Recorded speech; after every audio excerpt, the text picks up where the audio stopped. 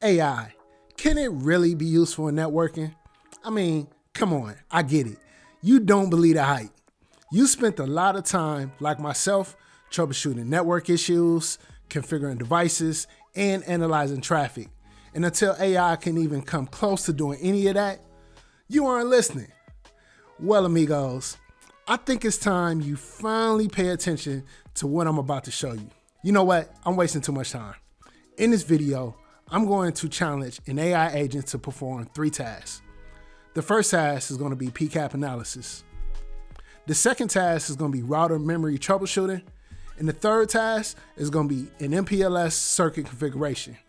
For each of these tasks, I will give our AI agent a prompt, and then we'll see how well it performs. Enough of this intro, let's hop into my VS Code. Now that we are inside of my VS Code, the first thing we want to do is type QChat. This opens up the Amazon Q Developer CLI. This is a powerful AI agent that you install and run locally on your system. Some of the things it can do is modify and edit files locally on your system. So let's go ahead and list my files.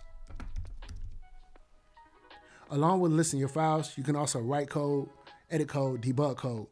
Another thing you can do is you can actually manage your AWS resources with Amazon Q CLI Developer.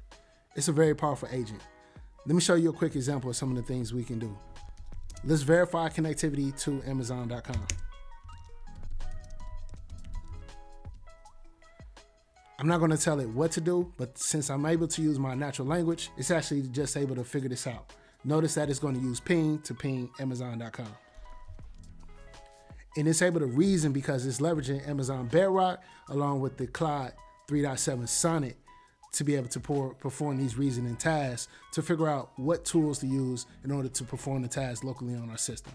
And notice that we do have access to Amazon.com, so we do have internet connectivity. Awesome. So at this point, we were able to list the files in our directory and leverage ping as well to verify connectivity. And the agent did all that. So let's actually look at our first challenge, which is PCAP analysis. So here's our prompt. Analyze the PCAP in my directory and identify any issues present. Then explain their impact on network performance. So I'm not going to tell the AI agent what's wrong with these PCAPs. It's going to analyze our PCAPs and notice that it already knows to use TCP dump. So it's going to analyze. There we go. It's performing the analysis on those PCAPs. Now it's going to use T-Shark to perform some more analysis. And it's going to analyze all of our PCAPs. And it was able to identify this really quick. That was fast. Did you see how fast that was? I thought it was going to have some more talking and explaining to do, but no, it already determined what the issues was. And so let's wait for the analysis and we'll determine if it was accurate or not.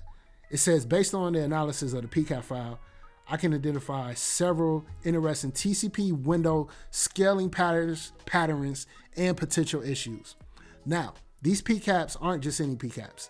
These PCAPs come from our wireshark.org. You can find these PCAPs available there, but if you come down to the PCAPs that are available, the one that I downloaded was under TCP, and it does have window scaling examples for TCP. No scaling and missing unknown. And here, notice that it already identified them in the PCAP analysis. And it did it extremely fast. So I'm going to call this a win. I'll leave all of this in the description below so you can review it for yourself. But based off of what I see and what I know about the packets, it's already telling us what the issue is, and then it's telling us the impact on performance. It says the primary performance impact here would be limited throughput potential, especially for large data transfers. However, given the small amount of data being transferred in these captures, 6 bytes, the actual impact might be minimal for these specific connections. Okay, for challenge 2, this is where it gets interesting because what I want to do here is I actually want to analyze a router that I don't even know has any issues. We're going to use the Cisco DevNet Always On Sandbox. Since it's available and everyone has access to it, we're just going to analyze this router to see if it knows what to do to find issues like memory issues in a router. Here's our prompt. I believe we are having some sort of issue on our router. Can you use the credentials in the environment file to log into the Cisco DevNet router and then run diagnostics to identify any memory utilization issues, determine root causes, and recommended remediation steps. I'm not telling it how to connect to the device or anything. I'm just telling it the intent of what I wanted to do, the action that I wanted to perform. And then we'll click enter. All right, so it's going to use the ENV. I'll use the credentials. Okay, it's going to SSH into the device. Now, one thing about this, I know since we're going to SSH, I need to have the password so I can enter it. I just know from using this before on how it performs. So we'll click yes here. And then, like I told you, I'll enter the password. So we enter the password and we'll see what happens. And you can see I've been here before. All right, so we should be connected to our device. I don't see any commands being run or anything like that. If I hit enter, there's nothing happening. So I'm not sure what's going on here, but I'm gonna go ahead and just type exit. Now, watch this. My hands are here. It's thinking. It's reasoning on what's happening. It knows that no commands were run, so it wasn't able to troubleshoot the device. So now it's gonna try to run SSH pass. This is not gonna be successful because I don't have it installed on my computer. So this is gonna fail. Now it's gonna think again on how to perform and troubleshoot. Here are the shell commands it's going to perform. It's going to log into the device. It's going to do a show memory, show process memory, show platform, and then it'll exit.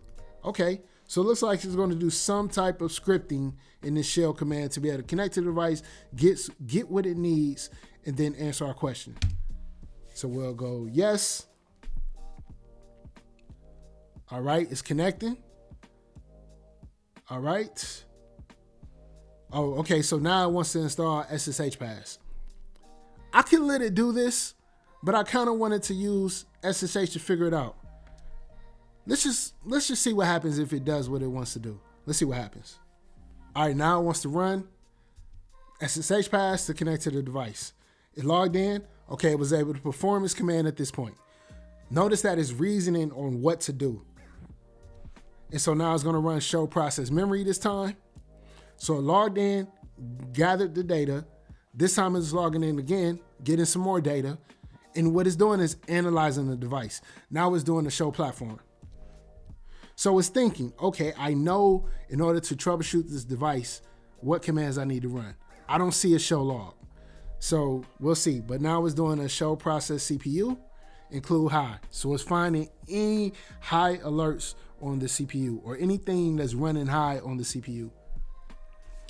Same with CPU processes. Okay, now I think it's just running commands, right? That command wasn't successful. Let's see what happens this time. It's running another command, show processes CPU. Will that be successful? And this is interesting because it doesn't really know, or it hasn't taken into account the type of device this is. This is an XR device from Cisco, and it hasn't really figured that out or tried to figure that out. It also hasn't done a basic show log. So I find that interesting as well. But it's executing some commands and it's actually gathering some data. So we'll see what actually happens here in a moment. There's the show log. There it is. I was waiting on that. It finally went to the show log and it's included memory. It didn't get all the logs though. It's just really focused on memory. And if we look at the prompt, I did tell it to look at any memory utilization issues. So it knows exactly what to look for. So that's why it's running that at the show log. Awesome. So after running the log, it was able to find some issues. So it says, based on the diagnosis, I was able to run on the Cisco DevNet router. Here's my analysis. It says high memory consumption by key processes, and it lists them here. Overall memory statistics. Okay. Available memory, 76% free. All right, root causes. BGP process memory consumption. The BGP process is consuming a significant amount of memory, which suggests it may be handling a large routing table or numerous BGP sessions. Okay. Management processes overhead. Now, I have not logged into the router to see if any of these issues actually exist.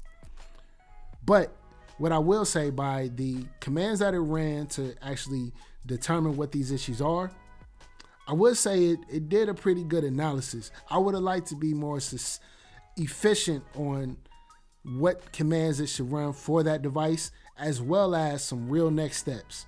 It said the router, it currently has about 76% memory free. The high consumption by specific processes could lead to performance issues during peak loads or as the routing table grows. Implementing these recommendations should help improve memory utilization and overall router performance. And so here are the actual remediation steps. So optimize BGP, management process tuning, routing table optimization, general memory management. Now, here's the thing. It wants us to optimize the routing table. If it thought the routing table was part of the issue, I think it should have went and also looked at the actual routing table to see the size of it. I would have liked to see that as well. I would have also liked to see information on BGP, since it says BGP process memory consumption.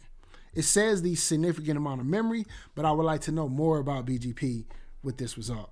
So I think overall it did some troubleshooting, but I would still, as a network engineer, have to go in and look at this myself. So I'm not going to say this is 100% pass. I would say we're about, maybe it did some of my job, but not all of my job. So we're still safe here. Okay, for challenge 3, we're doing something we all love, and that's an MPLS circuit configuration. This one was a recommendation from my friend Tim. He wanted to know if we could actually take and create a template with AI that will apply across our infrastructure when we're upgrading circuits to our data centers. And so here's the prompt.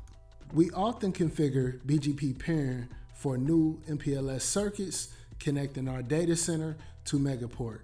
Can you create an automated, repeatable, and verifiable plan for me to use? Here's my first circuit. Use this Global Connect circuit information in a 1 gigabit per second port. Advertise these networks. Set the path preference for 172.16.100.0/24 via this circuit, and implement the following BGP parameters. AS64501 with the MD5 authentication of training key 2023 and a local preference of 200. And then we're just going to press enter, and then we'll see what happens. And as we can see, our agent is thinking. It says I'll create an automated, repeatable, and verifiable plan for configuring BGP pairing for MPLS circuits connecting your data center to Megaport using Global Connect circuit information you provided. Now, here's an interesting thing. This needs to be automated. So what is it going to use for the automation? It also didn't ask any questions about the type of devices we're connecting. So I'm interested in that too. Is it going to assume? What is it going to use? And something like this, maybe it knows, since we're using a Cisco DevNet router, that that's the router we're going to connect to, and we're using Cisco. So maybe it'll come up with something like NetMiko. I'm not sure. It's still thinking. Let's wait and see. Looks like it's done thinking, and it came up with a plan. And if I'm looking at this, it looks like it might be using,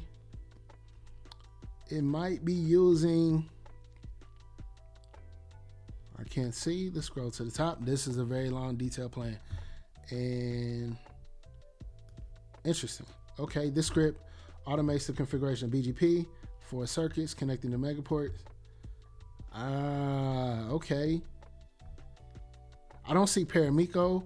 I don't see anything connecting to the device. So it's actually giving us a script that will print out the configs to copy on the router. I don't think this is what we want. I'm gonna ask it, what is it doing? I don't trust this right away, but I have an idea, since it didn't give me, it didn't really give me a detail on what it's gonna do. But if I'm looking at this, it said the script automates the configuration of BGP pairing for MPLS circuits connecting to Megaports. It generates router configuration, verification commands, and rollback procedures. Now, this is okay in a way, right? It generates the configuration, but it did not verify the device that we're configuring on. So I don't trust this right away. The second thing, it has verification commands to see if it verifies, if it actually worked. The third thing is it gives us the rollback procedures. And if we look at this, it's using Python to generate all this, but this is just a configuration file. We actually want to push this through code. I don't want to do it this way. Let's actually talk to the agent to see what the agent thinks. This is a manual process. Should we use automation to push the configuration? What are your thoughts? I want to talk through the problem with AI. I want to know if our agent is able to think about the causes, the benefits, the things we should be thinking about, and the actual approach we should be taking. And so for configuring BGP pairing with Megaport MPLS circuits, I recommend a balanced approach that combines automation with appropriate manual oversight. That means that we're leveraging automation, which we do. Whenever there's a changeover, a lot of times we'll use automation for the changeover, but we still have humans in the loop to ensure that things go well. And if they don't go well, we can actually step in and remediate the issue. So the benefits of automation, of course, consistency and standardization. Yes, we don't want any human errors in this issue. Efficiency and time savings. Yes, it does save time. And verification and validation. Yes, using automation for that is perfect as long as you have the correct verification and validation steps in place. Now, the recommended approach, let's talk about that. I recommend a semi-automated approach with these components. Configuration generation. Create templates for BGP configuration based on your standards. Use a script to populate these templates with circuit-specific parameters. Generate both the configuration and the verification commands. Well, I will say, for these type of circuit cutovers that I've done with MPLS in my own senior network engineering roles, we've used an Excel spreadsheet that actually printed out the configuration that we'll use, along with the rollback and the verification commands as well. So the script will have everything listed for the changeover. You enter your IP addresses, your circuit information, everything, and then it gives you all of your Cisco commands from there, along with the verification. So this is an actual approach that network engineers take right now. So this is really good thinking. The next is change management process. The automated generation of change requests with all the required details. Pre-implementation, peer review, and generated configurations. Schedule maintenance windows for implementation. So this is actually thinking through, if we're doing this changeover, if we're implementing this new change request, what's the process we're going to implement? And it has a process for us just in case we don't have one already, because we didn't tell it we had one. Now, number 3, implementation options. Option A, guided manual. Generate the configs for network engineers to apply manually. B, semi-automated. Use tools like Ansible or Python to push configs with approval gates. I like that one. Option C, fully automated. A CI/CD pipeline, meaning that we have our testing and validation built into the pipeline. Okay, I see where it's going. And then verification and documentation. I'm going to pause right here. I'm not going to generate any code.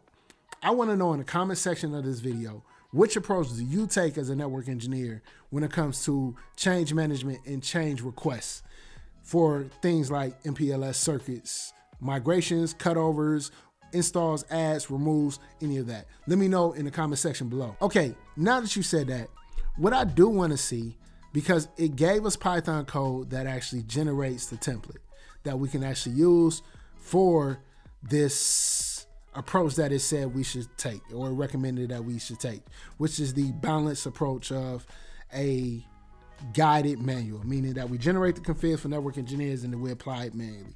That's what it said. But we can also use Ansible and Python. I kind of want to see what the Ansible and Python code looks like, but I don't want this video to be extremely long. We'll say that for part 2. If you're interested in seeing part 2 with the Ansible and Python code to see if it actually works, let me know in the comment section of this video. With that being said, let's go with plan 1. Let's go with plan 1 and create documentation. So we're gonna go with option 1, and we wanted to create documentation for it so we can actually see if it works. So the agent is going to go through, create this plan. And I think when it comes to thinking through this as a network engineer, I think the agent actually thinks through in a way that most network engineers approach when it comes to these type of challenges. Challenge 1, it was successful. I give that a pass when it comes to analyzing PCAPs. The agent was really good at that. Challenge 2, I'll say 50-50. I don't want to say it passed challenge 2, but I do think it was taking the right approach. When it comes to challenge 2, it just didn't really verify the actual device or go as granular and detailed to give me the information I want. But I will say, if I would have challenged it more to do those things, it probably would have went in and actually did that. Challenge 3, I think it really helped us in generating the automated template to be able to generate the code. The challenge with challenge 3, or the issue I have with challenge 3, is that it did not verify the type of device, right? Because the thing is, it could generate these Cisco configs and they look great. But once you get to the device, if the version isn't right, if the model isn't right, you can have a ton of issues. So that part, I'll say we're hit or miss without giving the agent more information and challenge the agent to actually think through. But just thinking at a high level, like a network engineer, it's pretty good at that. Let me know in the comment section what you think. This video is getting really long. I just wanted to challenge this agent to see what it can actually do. If you enjoyed this video, hit it with a like, hit it with a thumbs up, share this out to your friends. And if you want to see more videos like this, let me know. I thank you all for viewing. Here's our documentation for challenge 3. I'm going to come back with another video and we're going to push it to the limits, actually generate some code. I'll catch you all in the next one. Peace.